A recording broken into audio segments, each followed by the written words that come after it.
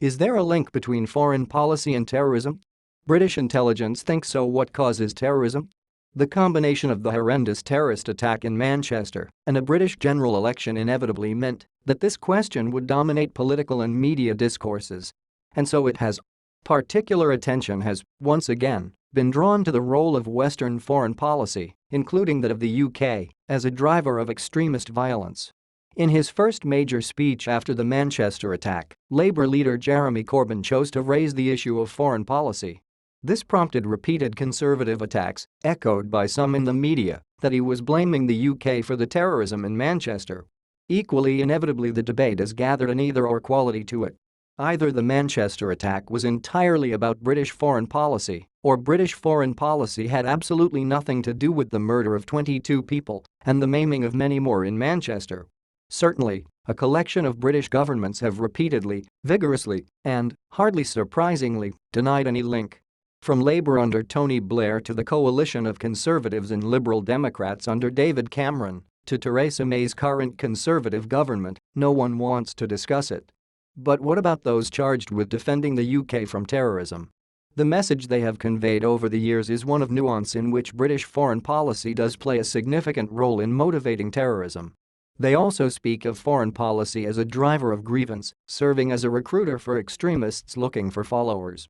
In 2003, as The Intercept recently reminded us, the Joint Intelligence Committee, representing the main British intelligence agencies, explicitly warned the Blair government that invading Iraq would increase significantly the threat of terrorism. That included risks of attack within the UK from Al-Qaeda and other Islamist terrorist groups and individuals. Then, in 2004, the UK government published a report entitled Young Muslims and Extremism. It was widely circulated in the senior civil service before being leaked to the media in 2005.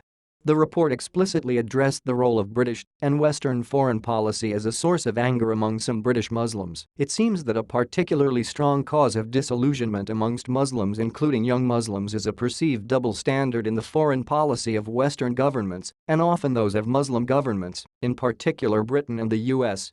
This is particularly significant in terms of the concept of the Ummah, i.e. that believers are one nation.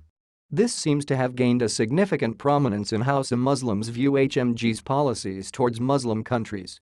It added that perceived Western bias in Israel's favor over the Israel-Palestinian conflict represented a long-term grievance of the international Muslim community. Since 9/11, it argued, these feelings had grown more acute. There was a spreading belief that the UK was becoming an oppressive force as part of its role in the war on terror in places such as Iraq and Afghanistan. One other aspect of the report related to foreign policy has continuing implications. It argued, disillusionment may contribute to a sense of helplessness with regard to the situation of Muslims in the world, with a lack of any tangible pressure valves in order to vent frustrations, anger or dissent. This suggests that stifling debate about British foreign policy is not just counterproductive but potentially dangerous.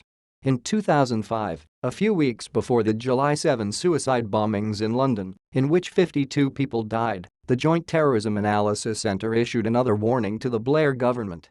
The body, composed of representatives from UK intelligence organisations and the police, noted that events in Iraq are continuing to act as motivation and a focus of a range of terrorist-related activity in the UK.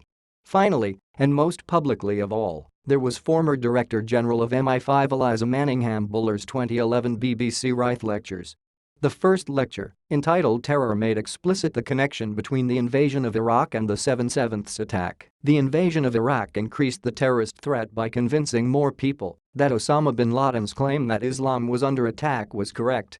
It provided an arena for the jihad for which he had called, so that many of his supporters, including British citizens, traveled to Iraq to attack Western forces. It also showed very clearly that foreign and domestic policy are intertwined. Actions overseas have an impact at home. And our involvement in Iraq spurred some young British Muslims to turn to terror.